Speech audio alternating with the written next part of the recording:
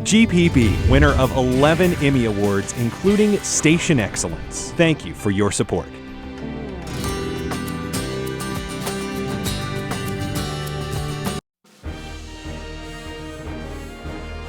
The 2012 Atlanta Press Club Loudermilk Young Debate Series, brought to you live from Georgia Public Broadcasting, the Republican race for the 9th Congressional District. Good evening. I'm John Sherrick, reporter for WXIA TV in Atlanta. We'd like to welcome you, our viewers, our listeners on GPB Radio, and our live studio audience to the Atlanta Press Club Loudermilk Young Debate Series, originating from the studios of Georgia Public Broadcasting. This is the debate among the Republican candidates in Georgia's 9th Congressional District in Northeast Georgia. The 9th Congressional District includes all or parts of 20 counties, including parts of Clark, Forsyth, and Pickens. Some of the largest counties are Gilmer, Fannin, and Hall. Now let's meet the candidates. They are in alphabetical order. Doug Collins. He is the managing partner at the law firm Collins & Sider. Doug practices law in Gainesville while serving as a chaplain in the U.S. Air Force Reserves. Roger D. Fitzpatrick. He's a former middle school principal and served in the United States Marine Corps Reserves. Martha Zoller has had a long career in radio. In 2009, 2010, and 2011, Talkers magazine named Martha one of the heavy 100 talk show hosts in America. Now here's the format for today's debate. In the first round, each candidate will answer 2 questions from one of our panelists. In the second round, the candidates will have an opportunity to ask 2 questions of their opponents. Each candidate will have time for rebuttal in this round. And in the third round, the panelists will continue questioning the candidates. Finally, each candidate will have 30 seconds to make a closing statement. Before we get started, let's meet our 3 panelists selected by the Atlanta Press Club. Blake Aud, the city editor of Flagpole magazine in Athens. Jim Galloway, political columnist for the Atlanta Journal-Constitution. And Nanette Sosa, she's an award-winning reporter for WYAY, All News 106.7 Radio in Atlanta. Now let's get started with the debate. In the first round, each candidate will be asked 2 questions by our panel. The candidates have 60 seconds to answer, and as moderator, I'll determine if a rebuttal is necessary. By random selection, Roger Fitzpatrick gets the first question from Blake Aud. Blake. Mr. Fitzpatrick, you've said at forums that you support invoking the concept of nullification in regards to President Obama's health care law. Given that we fought the Civil War, at least in part, over that concept, and the courts have also rejected it, how can we take that seriously? Well, if you look at the original intent of the Constitution, the federal government was given very specific powers in the Constitution, very limited, very specific. And the 10th Amendment says that anything that is not specifically given to the federal government is reserved to the states. And as you might notice, health care is not mentioned at all in the Constitution. Therefore, that falls to the states. And so for the federal government to take over that area is unconstitutional. It would be well within the rights and responsibilities of each individual state to legislatively nullify Obamacare. Now Jim Galloway will have a question for Martha Zoller. Ms. Zoller, in your campaign literature, you deliberately describe yourself as a, quote, conservative firebrand. Given that the last debt ceiling debate hurt all of our 401ks and another debt ceiling debate will immediately face the next Congress, regardless of who's in the White House, why would voters in the 9th District want to increase the level of confrontation in Washington? Well, I don't think a conservative firebrand means we're increasing the level of confrontation. What it means is that we're going to stand for conservative values and we're going to talk about these issues. There's no doubt that we have gotten into this mess that we are in because we are spending too much, not because we are taxing too much. And those are the things that we have to do. So the debt ceiling is going to be very important. I mean, we're going to have to take that on immediately. So I don't think it's going to raise the level of confrontation. And in fact, throughout my career, I've shown that I can bring people together from different sides and convince them on conservative values. Now, Nanette Sosa's question for Doug Collins. Hello. Dredging the Port of Savannah to make it deeper is something Governor Deal said he wants as an economic development project for Georgia.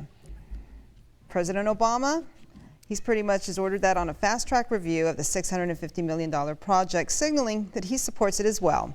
Do you support asking the federal government for at least $400 million to get that project done?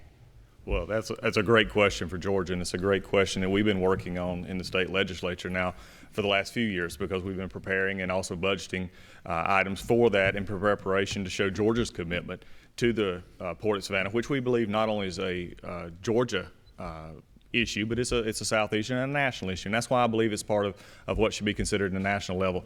Secretary LaHood came down. He saw the importance of this. They have now put that into the budget from the administration perspective, and they're pushing it as well. I believe we definitely need to move forward on this project, given the deadline coming up in just a few years of the enlarging of the Panama Canal. When we do that, we're putting Georgia in a position, what I believe is the dominant theme of all the elections, especially on the national level, is jobs, and we're putting ourselves in a position not only in Georgia, but the rest of the Southeast as well. Blake Aud has a question now for Martha Zoller. Ms. Zoller, same-sex marriage is back in the news now since the CEO of Chick-fil-A has caused a controversy by saying that he is opposed to it. Your opponent, Mr. Collins, has said that you have made statements in the past that seem to be in favor of civil unions. So what is your position on civil unions and same-sex marriage? I support marriages being between a man and a woman, and I believe that we have got to have a federal marriage amendment to ensure that. DOMA is being challenged in the courts, and that is going to be overturned, I believe, at some point in time. I've been talking about that for a number of years. I believe we have to have a federal marriage amendment to protect marriages being between a man and a woman. Now, Jim Galloway will have a question for Doug Collins.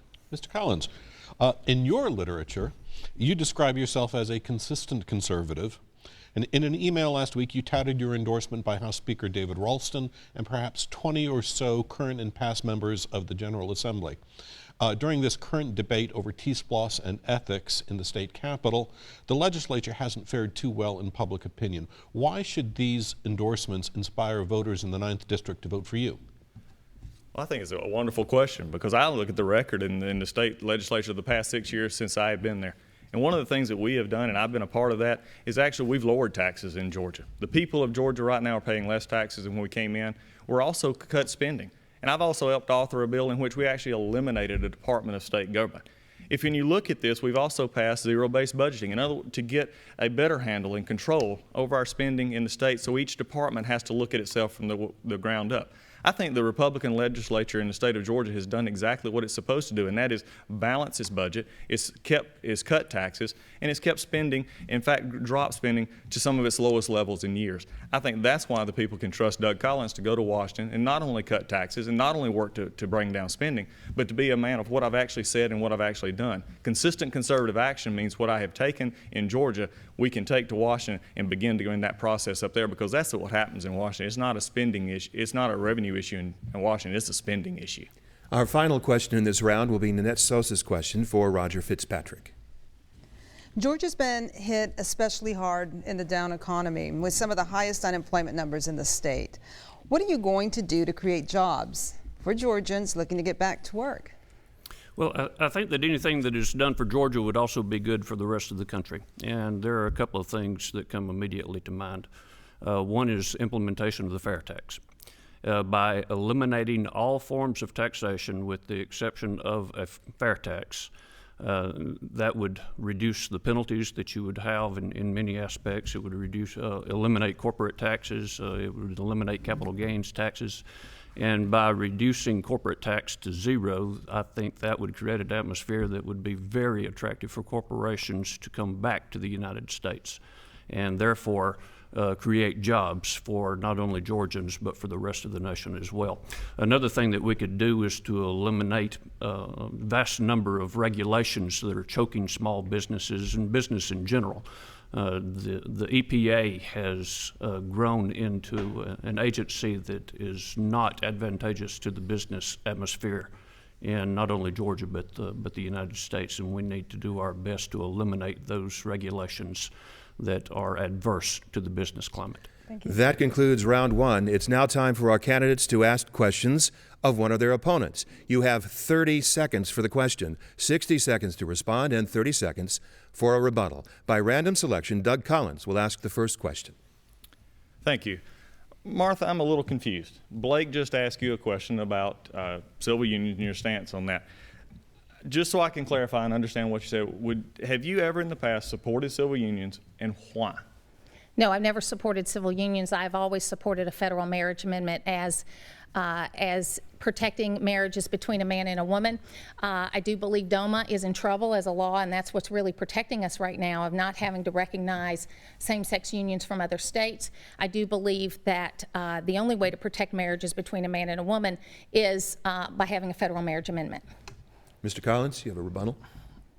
Marcia, that's interesting that you should say that, because in past you've actually said it's been taken out of context when we talk about this. However, I have a statement from your campaign this March that said, and I quote, "Once the marriage amendment is passed, I don't care what legal contracts private citizens enter into." Now, it sure sounds to me like you're in favor of civil unions, and I just want to explain either your inconsistency from now and to tonight. Do I get to respond? Well, hold that thought. We will have time later, I hope, to further get into this issue. Okay. Now let's go to Roger Fitzpatrick, who will ask a question of one of his opponents. Well, I certainly don't want to beat a dead horse, but Mrs. Zoller, I was looking at a video of an interview that you had with CNN. I believe it was in 2009, and it was a discussion about DOMA and it being challenged and so forth. And you specifically said, I support civil unions. So the question earlier to you was, do you support civil unions? And I heard it. Unless they were doing something with the video and changed your lips so that it actually said something else. But you Mr. said, I Fitzpatrick, support thank civil you. unions. I have a long history of writing and speaking about this issue. I support marriages being between a man and a woman. I do think there are problems with DOMA, and so I think it's very important that we pass the federal marriage amendment. I think that one of the challenges we have is that government should have never gotten into the business of defining marriage, and because they've broken it, they have to fix it with a federal marriage amendment.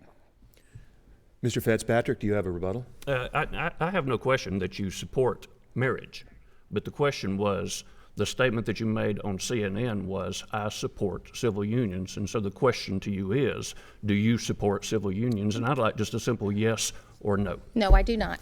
All right, now, Martha Zoller, you have a chance to ask one of your opponents a question. Yes, Representative Collins, one of the first things that we're going to have to do when we get to Congress is vote on a debt ceiling increase. In the last legislative session, you voted for a debt ceiling increase for the Board of Regents. How can we trust that you won't vote for a debt ceiling increase if you go to Congress? Well, I appreciate that question because, again, I think experience matters here, and I believe you got it wrong. When the Board of Regents actually, this is where they fund our, and have been for over the years, they have funded the building in our dorms. And over the last few years, a number of our dorms have been expanding. Our people have been, a lot of students have been attending schools. This is private dollars that go back to using this. And our Board of Regents came to us saying that we need to be able to, in light of the economy, in light of the costs going up, that we need to be able to use our bond packages in that way, in which no tax dollars are spent. This is the area in which we have had, and that was the way it was run, so we could continue to support our higher education in the increased enrollment that we have. Well, it may be personal dollars, but it's the personal dollars of the parents that are going to have to pay more. If the university system incurs more debt, then it's going to cost more to go to college at the university system. And the bottom line is it's not personal dollars except for the coming out of the pockets of the parents that are going to have to pay for it. Now Roger Fitzpatrick can ask his second question of one of the candidates. Thank you. Mr. Collins, you voted in favor of the T-SPLOST when it came before you. And one of the concerns that I have is that the regional commission, which is not elected but appointed, would have control over some of the tax dollars that would be spent. And I consider that to be a violation of the Home Rule section of the Georgia Constitution. So because it is an unelected body that would overrule each of the individual counties in determining how tax dollars were spent within the county. So could you please speak to how you voted for something that quite possibly could be unconstitutional? Well, I appreciate the question. I have voted to put T-SPLOST on the ballot because I believed it was the best form of democracy is to put it back to the people to decide how they wanted their tax dollars spent, especially in an area such as transportation in Georgia, which has gotten a great deal of discussion here recently on a number of areas. I think after the vote to put it on the ballot, it went to the process in which the areas looked at their needs and they came up with a list. After looking at that list, I've decided that I'm not in favor of the list on several reasons. On some of the projects that were put in there, over the objections of counties that did not want it, and also some of the projects that were taken off of a regular list and put onto the T-SPLOST list. I believe these are two separate votes. I believe the people, and I'll always trust the citizens of Georgia to do what is right. And in this regard, I believe that we will. And besides, from what I'm also seeing, I don't think it's going to pass anyway. Mr. Fitzpatrick? Well, my question was specifically about the original commission and possible violation of home rule.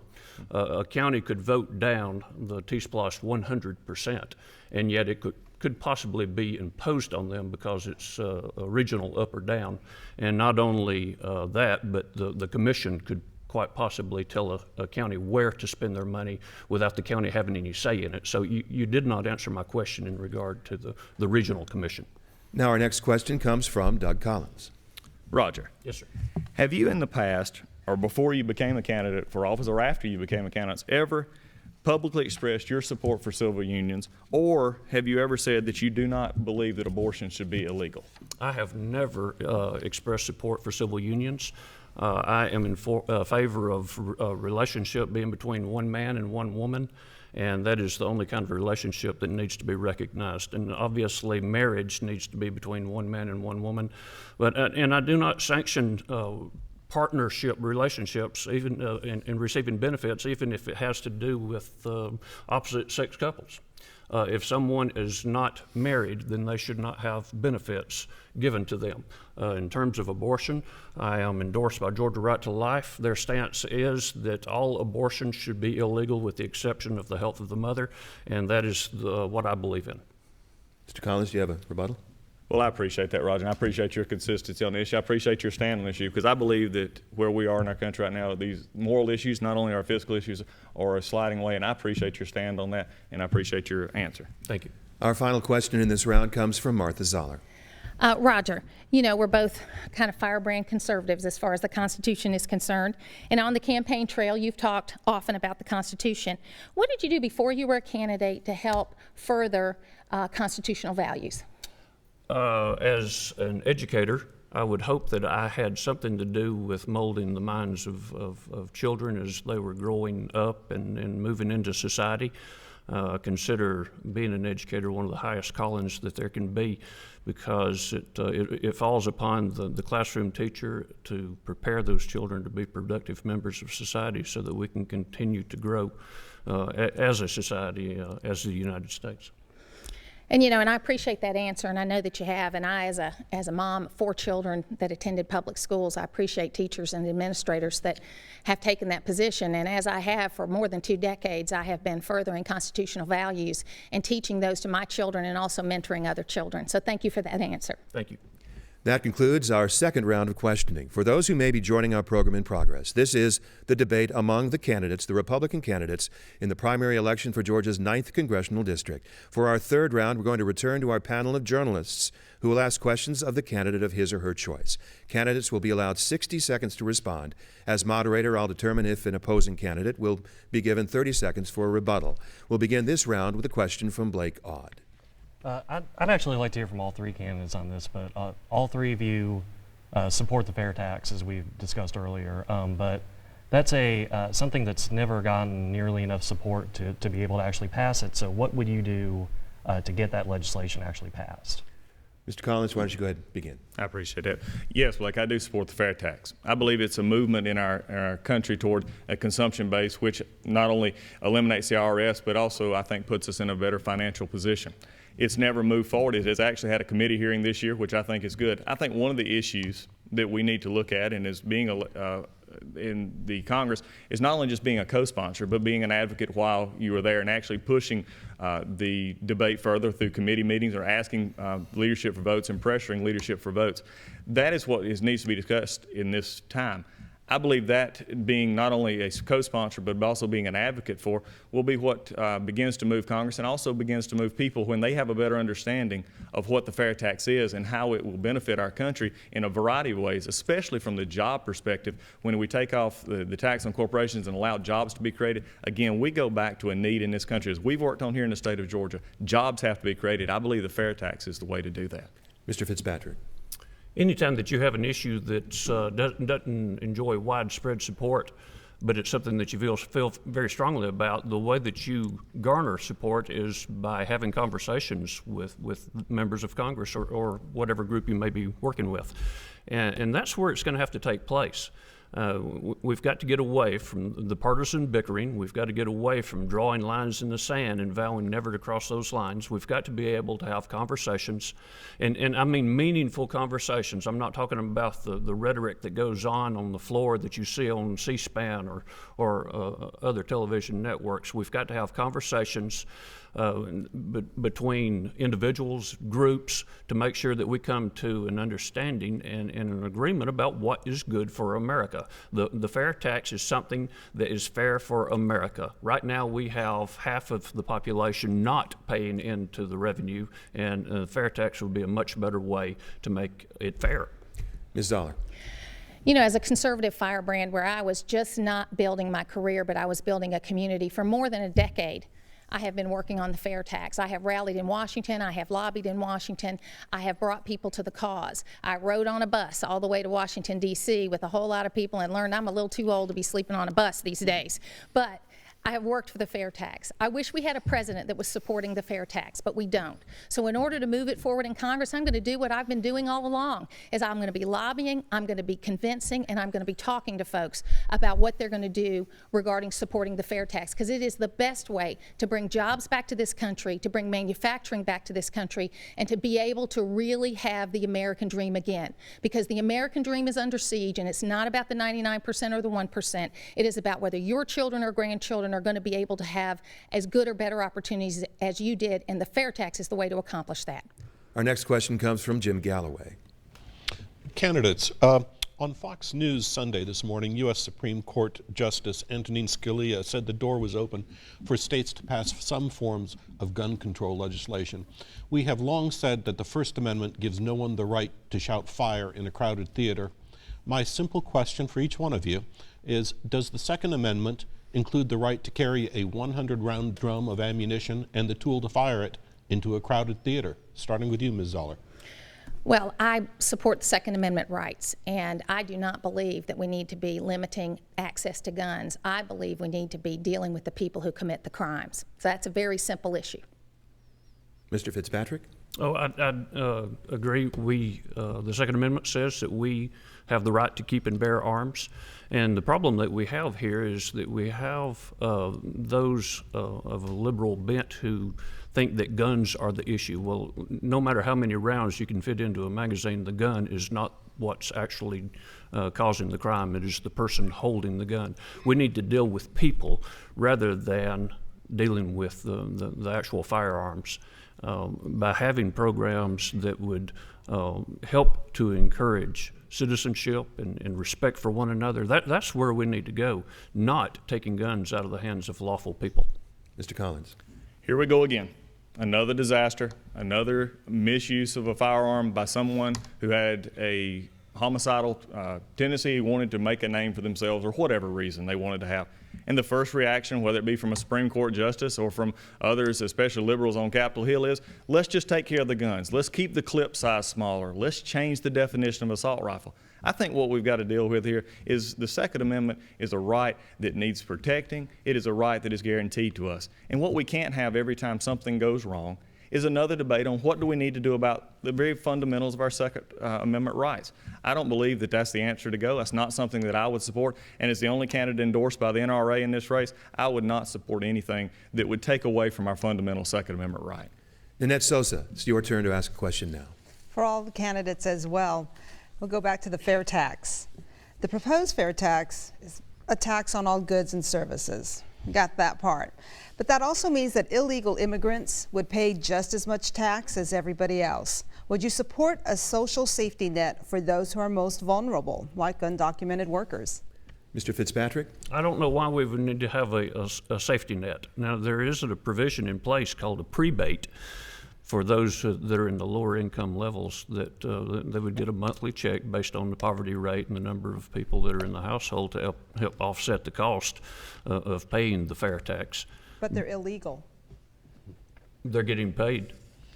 So they would still be have an income, you know, and that's part of the problem is that because we have businesses that are doing things in an unethical fashion, and they're paying in cash under the table, so to speak, but still they are going to have to pay into the system because they have to eat, they have to purchase services. But let me also say this: you say all goods and services, the fair tax is limited to first-time purchases. So it's not all goods and services. So if I were to sell a used car, I would not, fair tax would not come into play on something like that. Ms. Zoller. Well, I got to tell you, I think the fair tax, I continue to believe the fair tax is the best way to go as far as taxation is concerned. And I don't think the question of a social safety net is really the issue at hand here. The issue at hand here is that we have a fair tax situation that's going to bring jobs into America and is going to make sure that people all abide by the system. I think the economy would grow, and within a growing economy, then I don't think a social safety net is the issue that we have here. We've gone far beyond a social safety net in this country. That is what the problem is. 99 weeks of unemployment is not really where we need to be. So my concern is let's not get into the weeds here as far as what the fair tax will do and won't do. Let's make sure we get the right policy in place here so that we can grow this economy. A growing economy is good for everyone. Mr. Collins? The fair tax is the vehicle that we can use to grow jobs. The question I have in your question, you talked about illegals and the social safety net for that.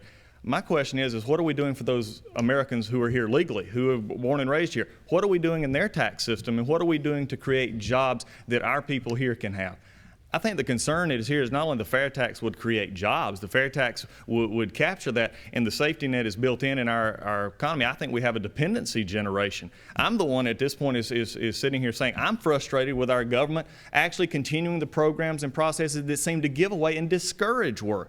Then on the other side, we've got to have, taking to your question, we've got to have comprehensive immigration reform. We cannot continue to have this debate and to continue to give out, whether it's illegal, and when we quote it that way, giving out tax dollars for that. I think we've got to have a worker program that they can come and work if need be and then go home. We do not need to continue to survive an illegal immigration issue here in which we're providing a social safety net.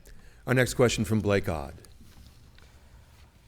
Soon after one of you is elected and sworn in, you're more than likely going to be asked to vote to raise the debt ceiling once again.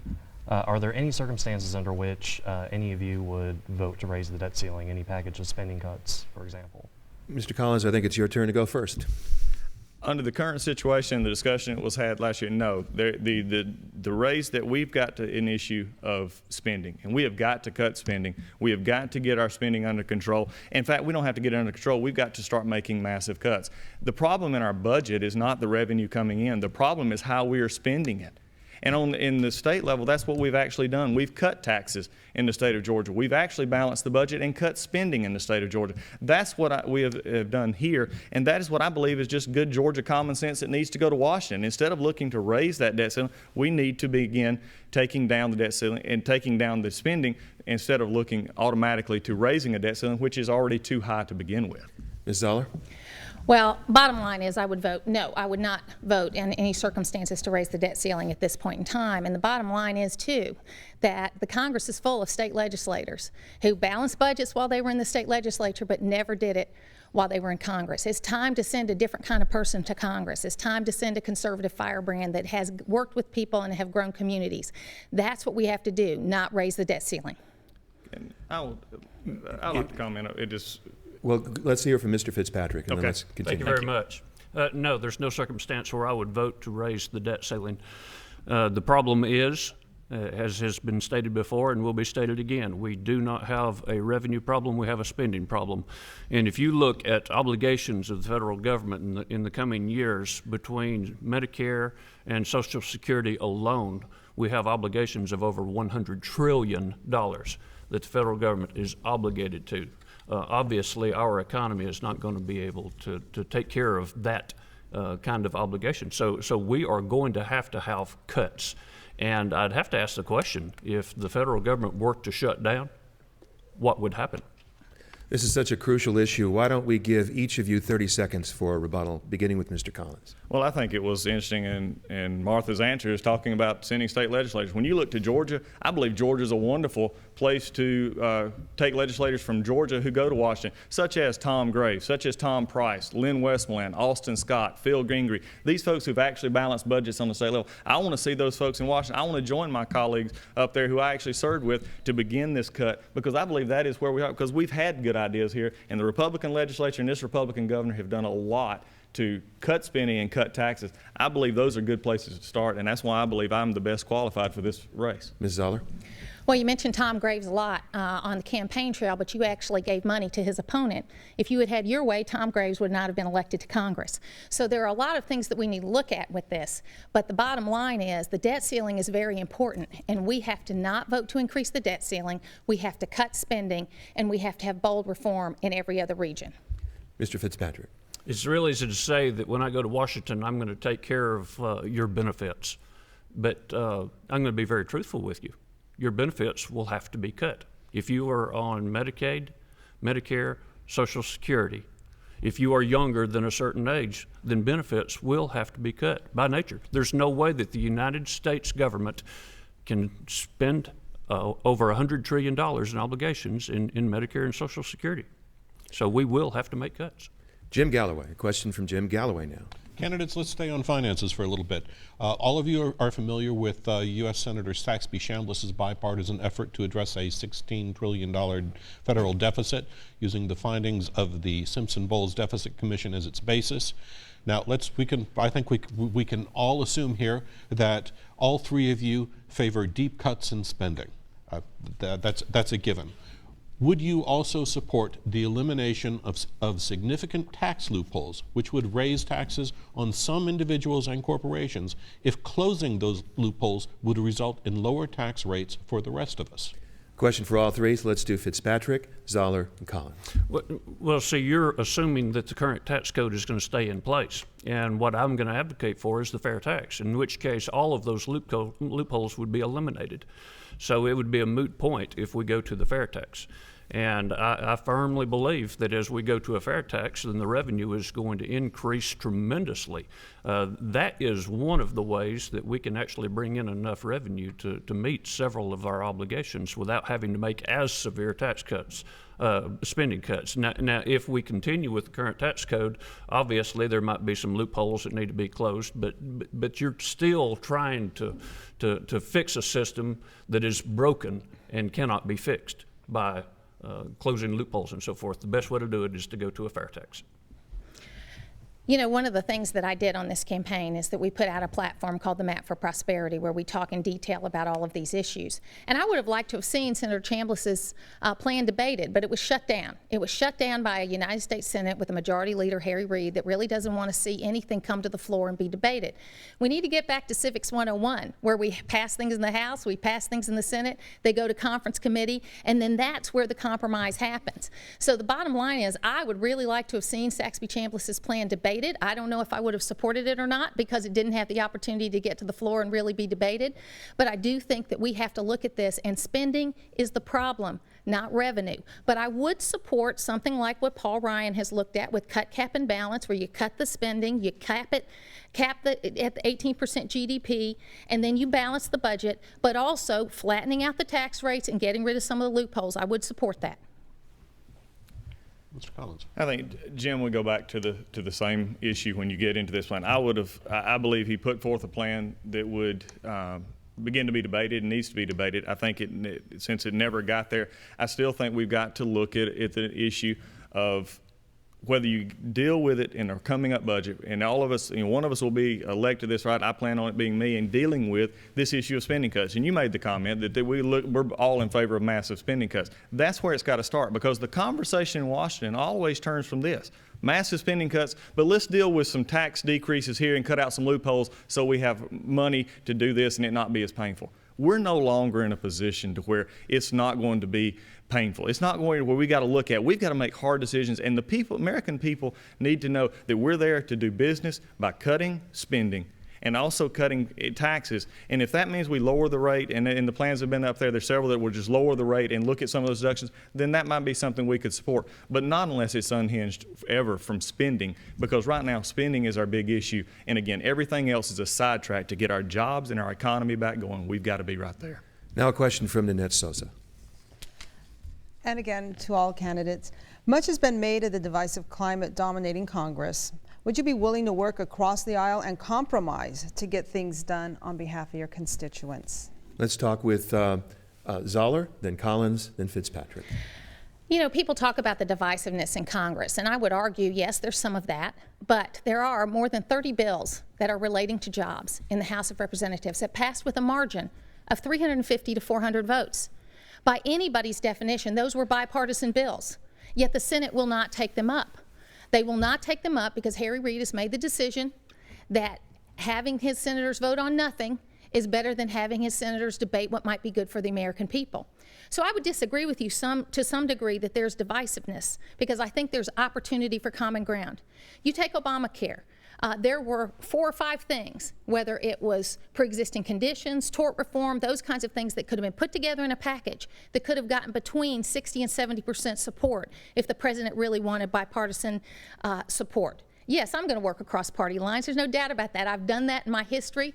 I have done that. People know that I can bring disparate factions together. But the bottom line is we are working together. Mr. Collins.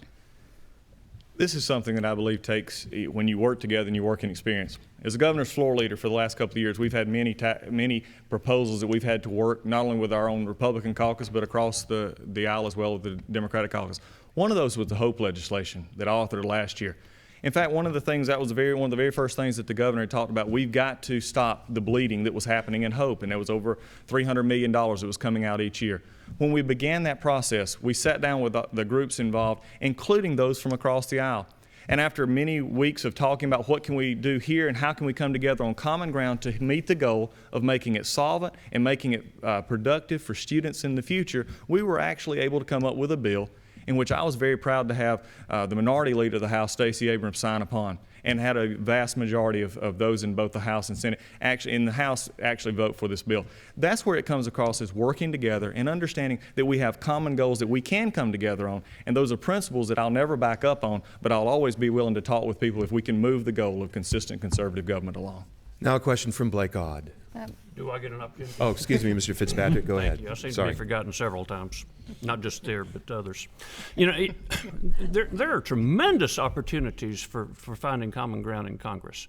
And the thing that we've got to remember is we're Americans first.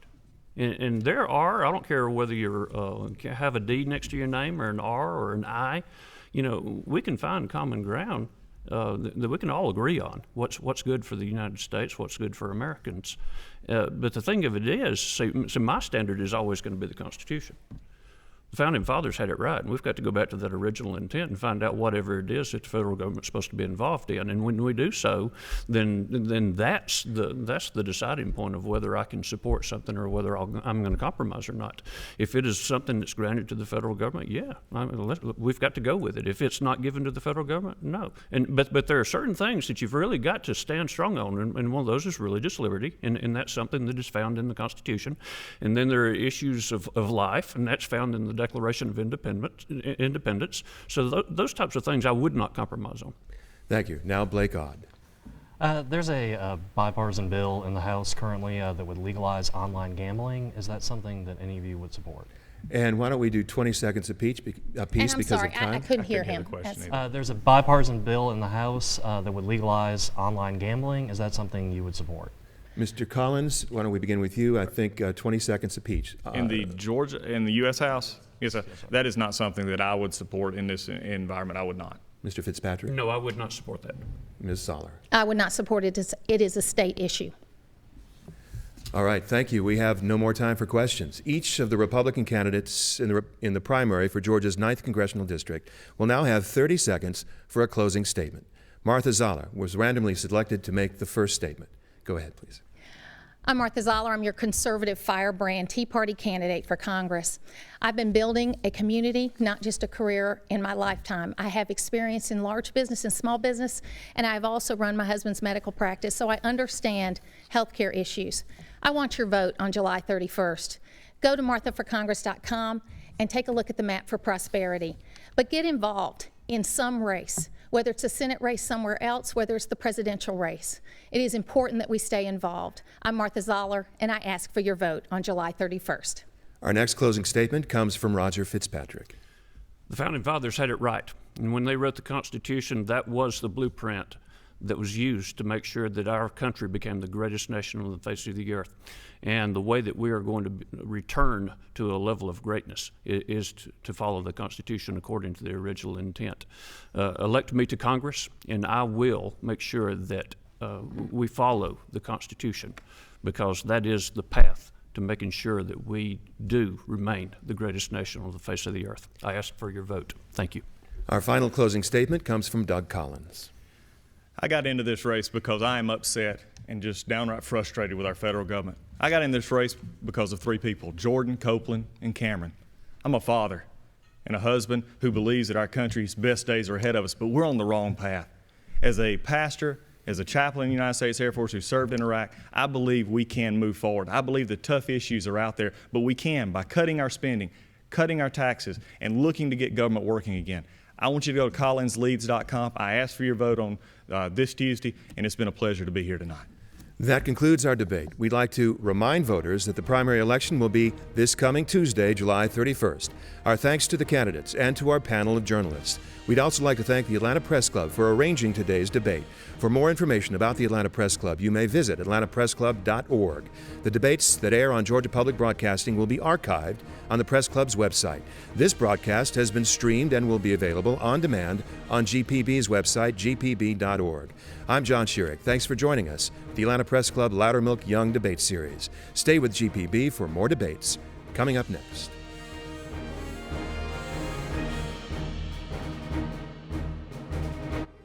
Become a better voter. Debates continue next with the Democratic race for the 5th Congressional District on GPB.